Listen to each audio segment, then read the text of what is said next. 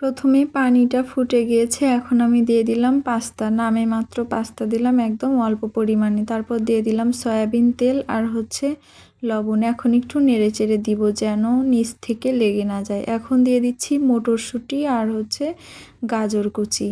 এই তো উতলিয়ে গিয়েছে, পাস্তাটা প্রায় সিদ্ধ হয়ে গিয়েছে। আমি একটু চেক করে দেখব সাবধানে, যেহেতু অনেক বেশি গরম ছিল। এখন আমি প্যানে সয়াবিন তেল দিয়েছি, যেহেতু পাস্তার পরিমাণ অল্প তাই আমি একটি মাত্র ডিম দিয়ে দিচ্ছি আর দিয়ে দিলাম স্বাদ মতো একটু লবণ। এই তো ডিমটা নরম অবস্থায় আমি এটাকে ছোট ছোট করে কেটে নিচ্ছিলাম খুন্তির সাহায্যে। এখন রাত বাজে 12টা। তো হঠাৎ করে আমার কিছু একটা খেতে মন চাচ্ছিল, তো আমি ভাবলাম পাস্তা বানিয়ে নিই, যেহেতু পাস্তা আমার অনেক বেশি পছন্দের খাবার। তো এই তো পাস্তা রান্না করছিলাম। আমার ডিমটা ভাজা হয়ে গিয়েছে, এখন এটাকে আমি তুলে নিব। চাইলে এটার সাথে চিকেনও দেয়া যায়, তো আমার কাছে আজকে রেডি চিকেন ছিল না, তো আমি ডিমটা দিয়েই রান্না করব পাস্তা।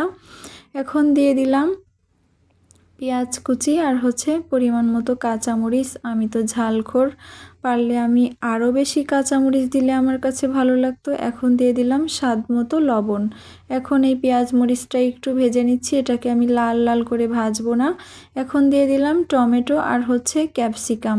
টমেটো আর ক্যাপসিকাম একটু ভেজে এখন দিয়ে দিলাম সয়া সস আর টমেটো সস। এখন সব কিছু সুন্দর করে একটু নেড়ে নিব।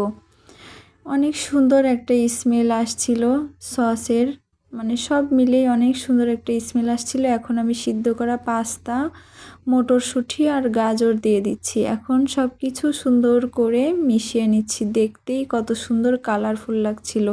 অনেক বাচ্চারা আছে সবজি খেতে পছন্দ করে না। আমি আপুদেরকে বলবো এইভাবে যদি সবজি দিয়ে পাস্তা বা নুডলস রান্না করে দেন, এই শীতের সময় বিভিন্ন রকম মানে সবজি পাওয়া যায় বাজারে, এভাবে রান্না করে দিলে ওরা চেটেপুটে খেয়ে নেবে।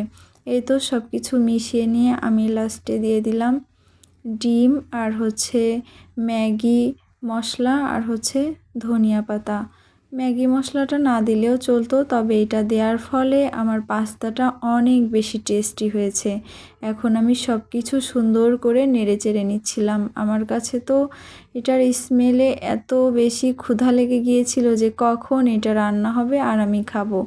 দেখতেই অনেক বেশি ইয়াম্মি লাগছিল। এই তো আমি এটা আস্তে ধীরে নেড়েচেড়ে একটু সময় নিয়ে এটাকে রান্না করে নিলাম। এই তো চুলাটা এখন অফ করে দিয়ে আমি এটাকে সার্ভ করে নিব।